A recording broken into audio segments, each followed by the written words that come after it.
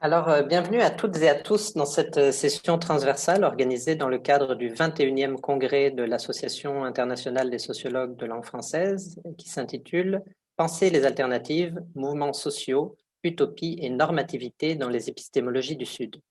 Mon nom est Baptiste Gaudry, je suis professeur à l'École de travail social de l'Université de Sherbrooke et co-responsable du GT21 Diversité des savoirs. J'ai le plaisir d'animer cette session avec Isabelle Fortier, professeure à l'École nationale de l'administration publique, qui présentera le CR19 d'ici quelques minutes. Alors, nous avons le privilège aujourd'hui de recevoir avec nous Boaventura de Sousa Santos, qui est un universitaire avec une multitude de facettes, un universitaire international polyglotte. Il s'exprime dans sa langue natale, le portugais, mais aussi en espagnol, en anglais, et il nous fait aujourd'hui l'honneur d'échanger avec nous en français, dans un contexte où peu de ses travaux sont disponibles en français. On retrouve d'ailleurs cette dimension internationale dans son parcours et son affiliation universitaire. Il est professeur de sociologie à l'université de Coimbra, au Portugal, où il est également directeur émérite du Centre d'études sociales et Distinguished Legal Scholar à l'université du Wisconsin-Madison. Alors, c'est un universitaire érudit, hein, vraiment, c'est agréable de lire ses livres parce qu'on navigue vraiment entre des classiques de la pensée eurocentrée, des auteurs, des autrices qui ont contribué et contribuent à l'émergence de ce que Boaventura nomme les épistémologies du Sud. Mais c'est une érudition aussi qui est ancrée dans plusieurs mouvements sociaux, dans une connaissance de mobilisation citoyenne internationale, via notamment son implication dans les forums sociaux mondiaux. Alors pour le présenter, j'ai choisi de prendre trois portes d'entrée sur son œuvre. Ça vous donnera une vue certainement très partiale, plus partiale que le permettrait une présentation générale, mais aussi plus intime et liée aux thèmes qui sont au cœur de cette session transversale. Alors la première porte d'entrée, c'est possiblement, en fait, je l'ai choisie parce que c'est celle aussi de mon premier contact avec son œuvre. C'est en 2013, c'est la lecture de l'introduction de l'ouvrage collectif qu'il a dirigé, qui s'appelle Another Knowledge is Possible, et qui m'a conduit par la suite à lire d'autres de ses textes sur le même thème, comme Epistemologies of the South, qui a été traduit en français, et The End of a Cognitive Empire. Alors, ce qui m'a beaucoup marqué dans cette introduction et au fil de ces lectures, c'est l'analyse fine qu'il fait de l'émergence de la raison moderne en Occident et de son épistémologie contribuant à une pensée que Boaventura qualifie d'abyssale, c'est-à-dire qui établit une ligne de partage entre, selon des distinctions binaires, entre le vrai et le faux, le connaissable et l'inconnaissable, l'archaïque, le moderne, le présent et l'absent. Car ce qui est intéressant dans la sociologie qu'il propose, c'est que l'absence est théorisée pas simplement comme un déficit de savoir, mais comme le résultat d'un système d'oppression et le produit d'un processus d'invisibilisation des connaissances.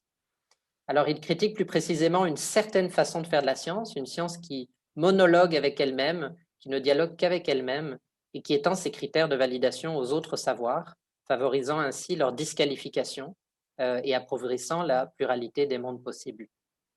Alors, cette critique, elle ne porte pas sur tout le discours scientifique, hein, qui n'est d'ailleurs pas un tout unifié, mais un ensemble hétérogène avec une pluralité interne. Parce qu'à l'intérieur même de la science, il y a des propositions épistémologiques minoritaires qui reposent sur des fondements distincts et que vous allez chercher, Boaventura, dans les Suds. Le Sud ne désignant pas ici une région du monde, mais un Sud métaphorique que vous définissez comme la métaphore de la souffrance humaine causée par le capitalisme et le colonialisme à l'échelle mondiale. Donc, en prenant soin, bien sûr, de souligner qu'il y a du sud au nord, par exemple les victimes du sexisme, du racisme, de la grande pauvreté, et du nord dans les suds, en référence aux élites locales occidentalisées. Alors, votre réflexion, et c'est ce qui m'avait beaucoup interpellé, nous invite à renoncer à produire un projet d'épistémologie générale, d'unité des savoirs, puisque la compréhension du monde n'est pas réductible à la connaissance scientifique occidentale du monde, et la diversité du monde est infinie, comme vous le soulignez parfois. Alors, dans l'ouvrage Cognitive Justice in a Global World, vous retracez le parcours intellectuel qui vous a conduit à ces trois apprentissages: apprendre que le Sud existe, apprendre à aller au Sud et apprendre du Sud. Triple constat qui vous a, entre autres, amené à proposer le concept d'épistémologie du Sud pour envisager des façons de produire des savoirs qui sont non binaires et qui s'articulent de manière non hiérarchique au sein d'écologie des savoirs. Alors, le deuxième temps fort, et vous allez voir, je vais aller beaucoup plus vite pour ces deux petites portes d'entrée qui sont plutôt des corridors sur votre œuvre, c'est votre réflexion sur le capitalisme et la démocratie, dans une conférence que vous avez donnée à Barcelone à la Casa América en 2018. Alors, je vous rassure, je n'avais pas fait le déplacement spécifiquement pour vous voir, mais j'avais la chance d'assister à cette conférence. J'ai retenu plusieurs idées fortes de votre propos, que la tension entre capitalisme et démocratie est structurelle, qu'avant, c'était plutôt la démocratie qui régulait le capitalisme et qu'aujourd'hui, on est plutôt dans la situation inverse. Et je me souviens de vous avoir entendu dire que les défis qui nous attendaient étaient tellement urgents qu'on ne pouvait plus se permettre d'être pessimiste et qu'il fallait s'y atteler sur plusieurs fronts, démarchandiser, décoloniser et démocratiser, en portant une attention aux alternatives. Et c'est ce qui m'amène à la troisième porte d'entrée que vous évoquez dans plusieurs interventions et travaux et que je vous avais entendu en particulier développer dans une session à Toronto à l'International Sociological Association, dans une session qui s'intitulait Social Movements as Knowledge Producers, donc les mouvements sociaux comme producteurs de savoir. C'est qu'à côté de la science, qui est un système valide de connaissances, mais il y a d'autres systèmes valides de connaissances, comme les connaissances paysannes, les connaissances autochtones, qui sont aussi parfois des formes de résistance à des formes de domination impérialiste, colonialiste ou capitaliste. D'ailleurs, les FSM, les forums sociaux mondiaux, en tant qu'espace ouvert où des activistes du monde entier peuvent se retrouver, sont un des lieux d'émergence et de consolidation de discours contre-hégémoniques. Alors, réflexion profonde sur nos manières de connaître le monde de manière non hégémonique, réflexion sur les divers systèmes d'oppression au cœur du capitalisme et les défis de vivre qui nous attendent, et attention fine aux mouvements sociaux comme lieu de questionnement des discours dominants et d'émergence d'alternatives. Ce sont les trois thèmes qui sont au cœur de votre pensée et que nous avons essayé de réunir dans cette conférence qui nous a conduit à vous solliciter. Alors, je vous remercie beaucoup d'avoir accepté. Et c'était une conférence qui était prévue avant la crise sanitaire. Alors, on a un quatrième thème qui s'est invité depuis, c'est le thème de la pandémie. Et je sais que vous avez une réflexion assise sur ce sujet-là. Alors, avant de vous laisser la parole, je vais céder la parole à Isabelle Fortier qui va se présenter et puis parler du déroulement de la conférence. Merci, Baptiste. Alors, c'est avec plaisir qu'à l'invitation de cette belle initiative de Baptiste, j'ai accepté d'associer le comité de recherche CR19 de sociologie clinique à cette conférence transversale. Donc, moi, Isabelle Fortier, donc professeure titulaire à l'École nationale d'administration publique.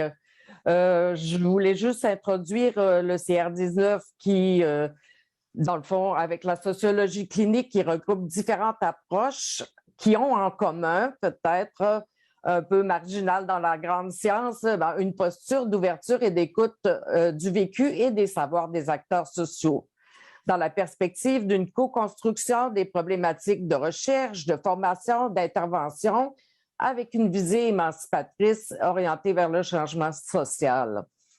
Dans son versant critique, ces approches tendent vers une politisation et donc une mise en débat des conditions socio-historiques qui fondent les expériences singulières des individus et des groupes sociaux, souvent marginalisés, en proie à une souffrance ou en manque de reconnaissance. Donc, la mise en réseau, tant à différentes échelles locales qu'internationales, a permis de bâtir beaucoup de ponts dans différents milieux, dans le partage de ces expériences et de ces savoirs. Il est à espérer que ces partages nourrissent les graines, les seeds du possible, voire les utopies radicales dont vous êtes porteurs pour un avenir plus prometteur qui, comme vous le dites si bien, commence aujourd'hui. Donc, c'est avec plaisir que nous allons pouvoir vous écouter. Avant, je voulais juste préciser que tout le monde, on vous demanderait de garder vos caméras et vos microphones fermés pendant la présentation et de ne pas vous gêner de mettre des questions ou des commentaires dans la zone de conversation. Et quand nous ouvrirons les échanges à la suite, indépendamment des conditions de l'audience, nous pourrons vous donner la parole plus directement. Donc, nous allons procéder d'abord à cette trentaine de minutes de présentation. Alors, je vous donne la parole, Monsieur Boaventura.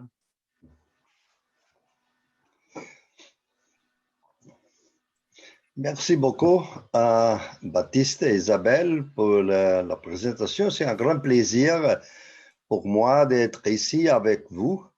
C'est facile de voir que le français n'est pas ma langue maternelle Ma langue maternelle, c'est le portugais. Mais j'essaie de parler votre langue parce que je suis aussi avec vous contre l'impérialisme linguistique de l'anglais, surtout et la science sociale aujourd'hui. Alors, nous avions décidé notre topic avant la pandémie, mais nous savons maintenant que la pandémie nous va conditionner pendant les prochaines décennies, je le prévois. J'ai écrit et publié récemment et va être disponible, je ne pense pas en français, mais en anglais, italien et en espagnol, aussi le portugais, un livre que le titre est Le futur commence maintenant, de la pandémie à la utopie. Et dans ce livre, je veux construire une narrative, beaucoup d'informations sur la pandémie, surtout l'idée que le virus, c'est pas un ennemi, parce que nous avons besoin de virus dans le monde, de la vie, du planète, de la vie humaine, mais c'est un pédagogue impitoyable, parce qu'il nous enseigne en détruisant la vie. C'est très cruel, mais c'est une pédagogie que nous devons avoir présent dans le futur. Quelles sont les leçons que nous pouvons avoir de la pandémie jusqu'à présent?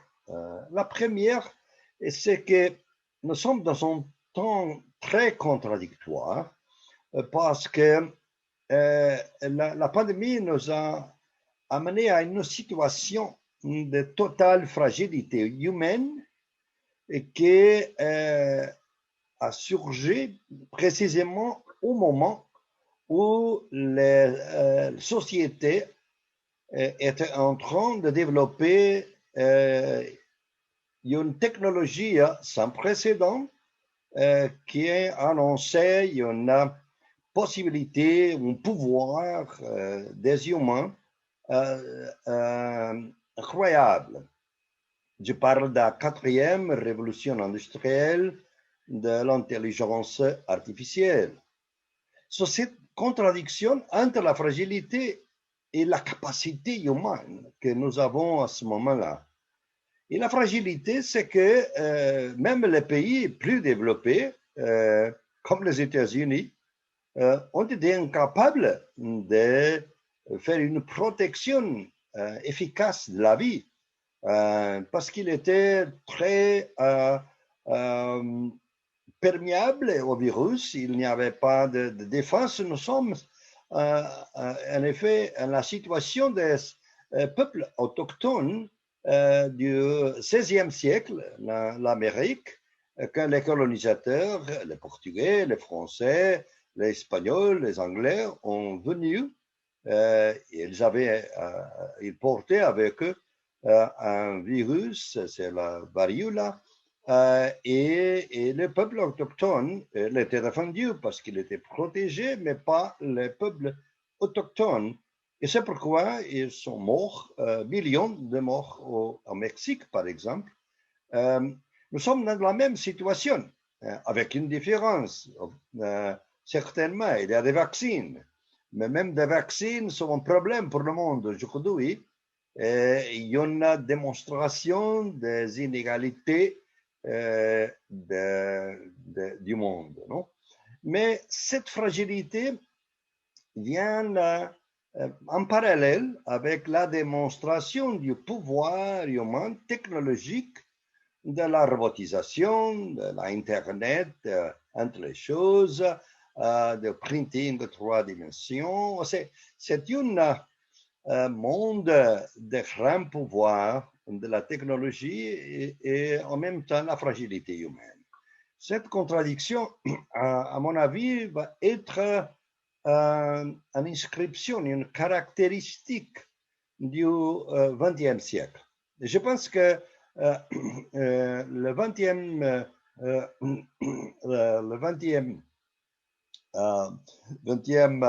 premier 21 siècle, je me pardonne, mon français là m'a trahi, c'est le siècle va commencer avec la pandémie.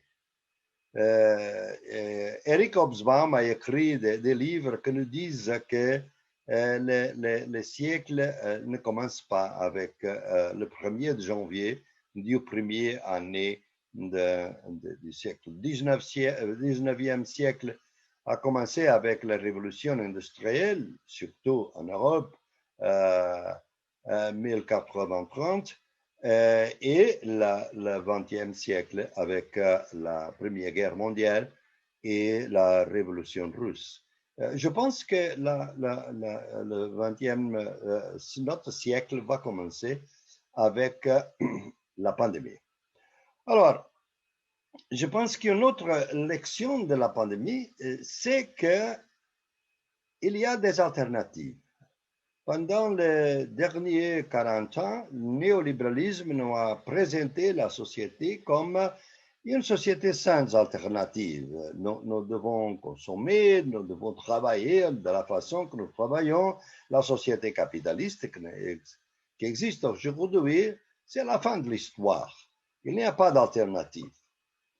Mais la pandémie a venu et les gens ont changé les habitudes, les manières de vivre et d'être ensemble avec les gens.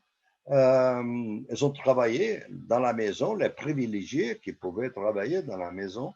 Ils ont changé la vie. Et on a vu que, par exemple, il est possible d'imaginer des alternatives dans notre société. Pas de cette façon-là pour une pandémie, mais il est possible. La nature humaine est flexible et elle s'adapte à la différence des alternatives qui peuvent venir par quelques raisons. Alors, il y a des alternatives. Une autre leçon, c'est pour moi l'idée de l'État. Nous avons, depuis 40 ans aussi, nous avons dit que l'État est corrompu, est inefficient, la rationalisation de la vie va pour les marchés sont les régulateurs privilégiés de notre société, et c'est pour ça que nous devons privatiser la santé, privatiser l'éducation, privatiser tout ce qui est en service public auparavant. Alors, vient la pandémie et les gens n'ont pas cherché le marché. En effet, le marché a déjà disparu. Ils ont cherché la protection de l'État. Et l'État, souvent, n'était pas là. L'État n'était préparé pour protéger la vie.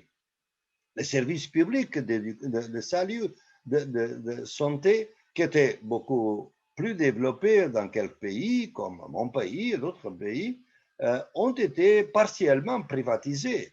Le financement a été réduit pour les services publics de santé, et alors l'État n'était pas bien préparé pour défendre et protéger la vie des gens. Mais les gens ont pensé que l'État est important. Alors, l'État est important.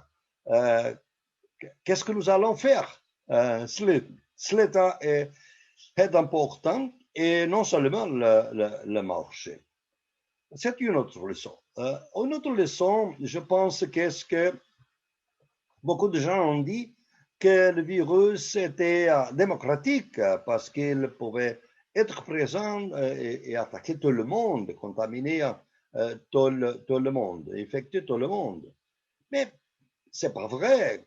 Quand nous étudions, et j'ai étudié, et j'ai publié l'information à ce sujet-là, nous voyons que le virus est chaotique, mais pas démocratique, parce que le taux de mortalité, par exemple, est totalement différent. J'ai comparé la zone d'une cité à São Paulo, au Brésil, ou dans la classe moyenne, classe des riches population, le taux de mortalité est très bas, mais dans les favelles, dans les banlieues de la cité pour appauvrir les favelles, comme on dit au Brésil, le taux de mortalité était 10 fois plus haut. Alors, aux États-Unis, nous avons vu que la population noire a été victimisée par le virus beaucoup plus que la population blanche. Alors, tout ce que nous avons aujourd'hui dans le monde, s'il y a une pandémie ou autre chose, va aggraver les inégalités sociales, la discrimination. J'ai aussi montré dans ce livre que les femmes, par exemple, la violence domestique, les féminicides a augmenté avec la pandémie. Alors, on va voir que cette incidence est importante de voir. Et alors, ce sont des leçons. Une autre leçon, finalement, c'est que j'ai analysé et même participé de quelque façon, par Internet souvent, pour construire de solidarité entre les populations appauvries, des mouvements sociaux, des peuples indigènes, autochtones de l'Amérique latine, des paysans d'Afrique. Entre eux, il y a beaucoup de solidarité. Je n'ai pas vu solidarité entre pauvres et riches, entre riches et pauvres, non. Mais j'ai vu beaucoup de solidarité entre les gens, les populations appauvries. Alors, je pense que l'idéologie néolibérale de l'entrepreneur, de l'individualisme obsessif n'a pas pénétré totalement dans la société. C'est un enseignement, je pense, pour le futur. Alors, je vois trois scénarios pour le futur, le prochain futur. Et je pense que le premier scénario, c'est ce que je désigne comme le négationnisme.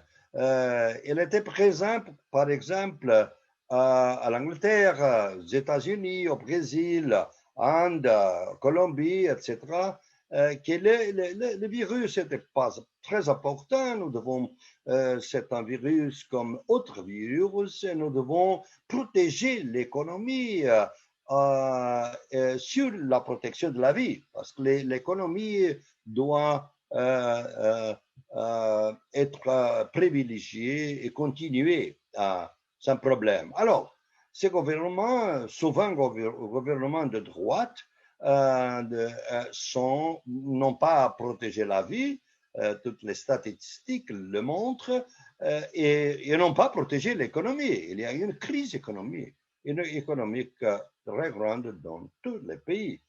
Alors, c'est un scénario que nous a dit que ne va pas changer les choses ne vont pas changer. Nous avons retourné à la normalité rapidement et tout sera comme auparavant. Alors, c'est un scénario que j'analyse. Il y a une autre que je désigne comme le gattopardisme. C'est une référence à un roman de Lampedusa, Gattopard, italien, qui dit, il est fameux par l'idée que les élites dans beaucoup de pays pensent souvent qu'il est nécessaire de changer quelque chose pour ne pas changer l'essentiel, pour continuer comme élite profitable de l'économie et de la société, profiter de la société comme auparavant. Mais ils devront changer quelque chose. Alors, je pense qu'à l'Union européenne, au Canada et beaucoup de pays, je vois cet gattopardisme de changer quelque chose dans l'économie fossile, par exemple, mais pas son changement du modèle économique, du modèle social, de la relation avec la nature et le mode de consommation, par exemple.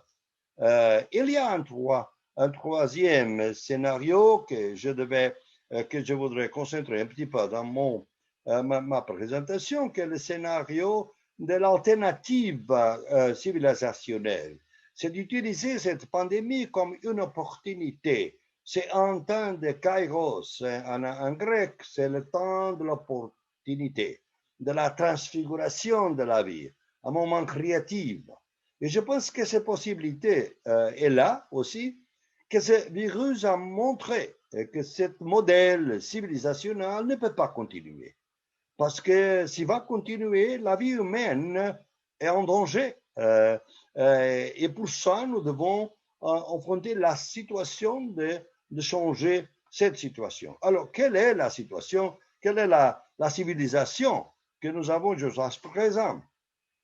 J'ai oublié, et Baptiste l'a mentionné, je ne peux pas élaborer ici, que nous avons, les sociétés modernes sont sociétés dominées par trois formes de domination sur la pierre angulaire de la domination, c'est le capitalisme, le colonialisme et le patriarcat. Et le colonialisme n'a pas terminé avec les indépendances, parce qu'il a continué sur d'autres façons, par exemple, le néocolonialisme, le racisme, la concentration de la terre, l'expulsion des peuples autochtones, etc. Alors, nous avons deux colonies et patriarcat, le sexisme. Et je pense qu'il n'est pas possible d'avoir une société capitaliste si le colonialisme, sans le colonialisme et sans le sexisme, le patriarcat. C'est la théorie fondamentale et je pense que la civilisation moderne repose sur cette concept de domination et cette forme de domination par elle-même repose sur un binarisme entre société et la nature. L'idée est que la nature nous appartient. Et pour ça, elle est disponible, nous pouvons détruire la nature, nous pouvons faire ce que nous voulons parce que la nature nous appartient. Il est très clair que maintenant, je pense que le virus nous dit à ce moment-là que la vie humaine est 0,01% de la vie du planète. C'est un petit peu de la vie du planète, la vie globale des planètes. Et nous avons l'arrogance de détruire la vie du planète. Et alors la nature nous a dit avec le virus et d'autres virus qui vont venir, si nous ne changeons pas notre modèle de consommation, de production, etc., que nous avons allé beaucoup plus de pandémie. Parce que probablement la planète va continuer, mais la vie humaine probablement ne va pas continuer. Alors nous devons changer pour un autre paradigme civilisationnel. Et je peux résumer ça dans une phrase. Pour nous, dans le futur, la nature ne nous appartient pas. Nous appartenons à la nature. Nous sommes part de la nature. Et comme nous appartenons à la nature, nous ne pouvons pas détruire la nature. Nous devons protéger, nous pouvons soigner de la nature. Alors, si c'est vrai, cette nouvelle forme d'entendre que nous devons penser pour le futur, alors il y a un diagnostic radical de notre société et alors une possibilité d'une alternative civilisationnelle que j'ai analysée dans quelques topics que nous peuvent je peux souligner, par exemple, l'économie fossile, absolument, il doit changer, mais notre modèle de consommation, parce qu'elle est organisée pour l'idée que nous devons consommer, être dépendants du marché, notre computer, le téléphone, tout ça, nos voitures pouvaient durer pendant 10 ans, 20 ans. Mais doivent durer 5 ans, 2 ans, parce que nous achetons tout le temps. C'est une obsolescence planifiée des produits qui a une surcharge terrible sur la nature. Alors ça doit changer, Et doit changer aussi notre conception de la ville comme toujours la plus avancée et la campagne la plus arriérée. Beaucoup de gens, comme Boccaccio, par exemple, au XIVe siècle en Italie, ont venu à la campagne pour se protéger de la pandémie. Moi-même, je suis dans mon village, ici à 30 km de Coimbra. Alors, la campagne est plus arriérée. Pourquoi nous venons à la campagne pour nous protéger? Alors, c'est une autre conception, parce que nous avons vu que les villes plus grandes sont les plus dangereuses d'un point de vue pandémique. Et c'est la situation de la pandémie va être avec nous. Nous devons développer un autre concept d'urbanisme, des populations, de la cité, de la ville, qui ne peuvent pas être comme ce que nous avons. Et beaucoup de biens publics. Nous devons avoir de la santé, etc. Je n'ai pas de temps pour développer ce type d'alternative parce que je veux concentrer sur les conditions épistémologiques et politiques pour cette alternative. Parce que cette alternative sera contre l'extractivisme, comme cette idée que nous pouvons exploiter la nature à notre disposition, contaminer les fleuves, détruire les forêts, minération sans limite, tout ça ne peut pas continuer de la même façon. Alors, nous devons changer. Mais quelles sont les conditions pour le changement? Je pense qu'il y a 3 conditions de changement. Le premier, c'est l'idée d'une autre épistémologie. Ce que je désigne, et Baptiste l'a mentionné, comme les épistémologies du Sud.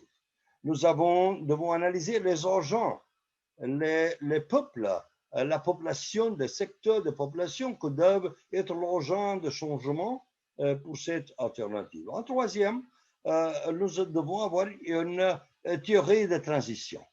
Nous, dans la sociologie, nous n'avons pas une théorie de transition. Nous avons une théorie de transition du féodalisme au capitalisme, mais il n'y a pas d'autres transitions, comme par exemple la transition du socialisme au capitalisme, par exemple en Chine ou en Russie. Et nous n'avons aucune théorie de transition pour une autre alternative civilisationnelle. Alors, il y a 3 points, 3 conditions pour ce changement-là. Je pense que la part épistémologique, je ne peux pas développer ici la théorie de la transition. Je dédie dans ce livre 2 chapitres à la transition, parce que nous ne pouvons pas aller d'un modèle civilisationnel à un autre modèle dans un an, dans une dizaine d'années. Nous avons besoin d'une longue transition, mais nous devons commencer immédiatement, à mon avis. Alors, l'épistémologie, c'est très important. Pourquoi? Parce que la connaissance que prédomine aujourd'hui dans notre société, c'est une connaissance qui a été développée pour légitimer ce modèle civilisationnel actuel, le modèle capitaliste, colonialiste et patriarcal. Alors, elle ne peut pas nous aider plus complètement pour changer ce modèle. Je pense que la science, par exemple, précisément pour les raisons que Baptiste a mentionné, je pense que nous avons dans la science moderne une pluralité interne. Il y a beaucoup de façons de faire la science. C'est pourquoi les épistémologies du Sud rencontrent d'autres formes de pensée décoloniale, par exemple. Nous ne sommes pas contre la science. Je suis un scientifique social, alors je ne veux détruire la science sociale. La science est une connaissance valide, mais n'est pas la seule. Il y a d'autres. Parce que je veux aller à la Lune, j'ai besoin de la connaissance scientifique, mais si je veux connaître la biodiversité de l'Amazonie, j'ai besoin de la connaissance indigène, autochtone. Alors, il y a différentes connaissances par différents objectifs sociaux et nous devons savoir quelles sont les connaissances et quels sont les objectifs. Alors, la connaissance moderne, qui est une épistémologie du Nord, dans le sens que Baptiste a désigné, elle est abyssale en le sens qu'elle a développé une idée de normativité universelle, d'idées abstraites, universelles, pour que toute l'humanité existe comme humanité.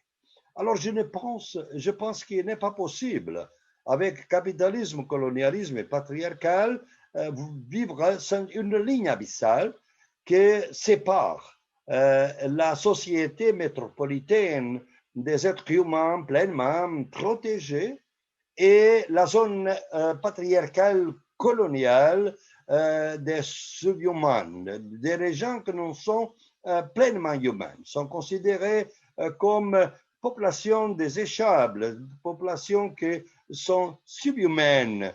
L'exemple plus récent que nous avons, c'est en Méditerranée, 20 000 immigrants qui sont morts dans le cimetière liquide qu'est la Méditerranée, et qu'il n'y a pas eu aucune crise en Europe. Pour supposition, nous pensons que ces 20 000 personnes étaient des citoyens américains ou allemands ou français ou quelque chose. Ça sera une crise énorme dans le monde. Mais ces gens-là ne sont pas pleinement humains. Et je pense que cette ligne abyssale entre humanité et déshumanité est fondamentale pour comprendre notre société. Et les théories du Nord ne prennent compte de ça parce qu'ils ont créé une universalité, normative qui est trop générale pour pouvoir dénoncer la ligne abyssale. Alors, nous avons, et la ligne abyssale, qu'elle a produit exactement l'épistémicide, comme je dis, la destruction de la connaissance des gens qui sont au-delà de la ligne abyssale. Les corps racialisés, sexualisés, jusqu'à présent.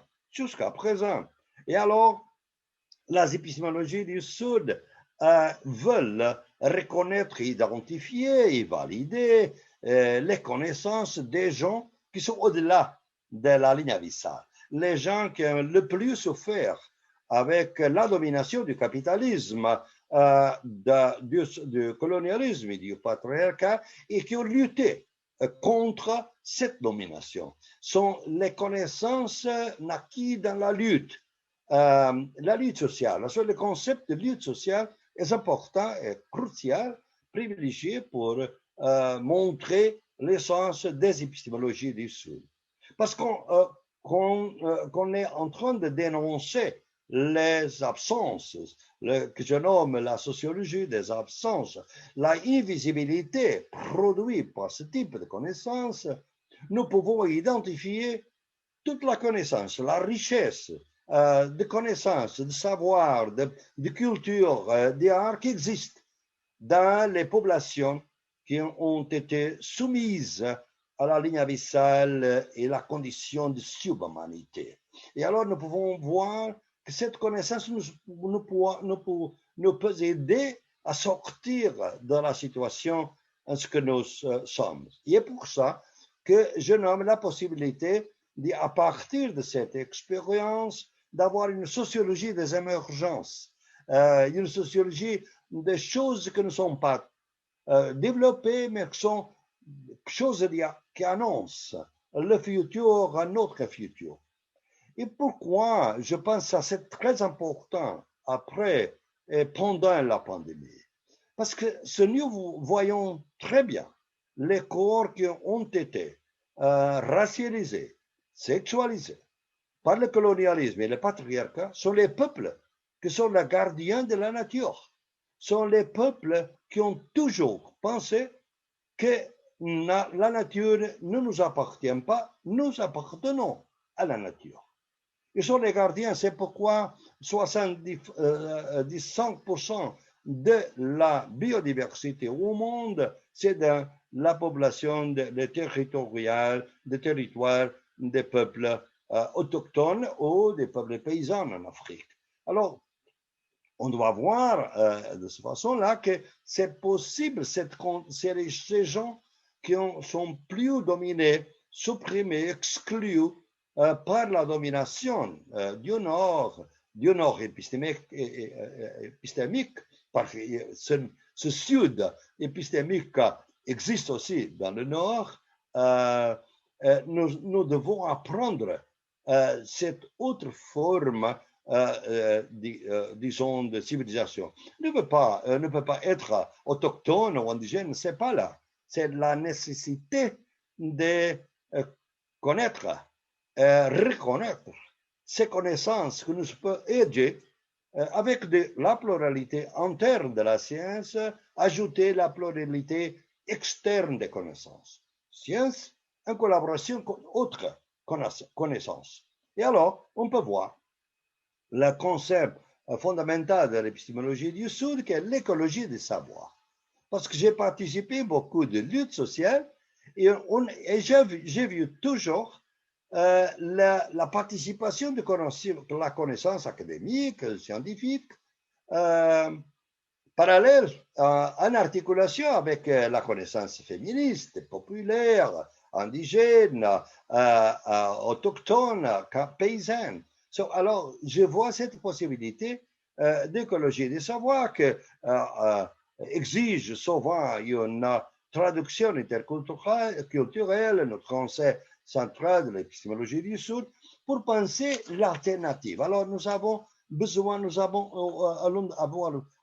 d'une épistémologie que, à ce moment-là, c'est difficile de la formuler, mais je travaille avec beaucoup de gens dans plusieurs universités autour du monde et qui sont beaucoup plus intéressés. C'est pourquoi Baptiste s'est très intéressé dans les épistémologies du Sud, parce qu'ils ne peuvent aider à trouver une alternative, une sortie positive de la situation de la pandémie. Alors, je pense que c'est pour ça que j'ai participé j'ai vu que si nous allons développer cette épistémologie, nous devons changer la politique.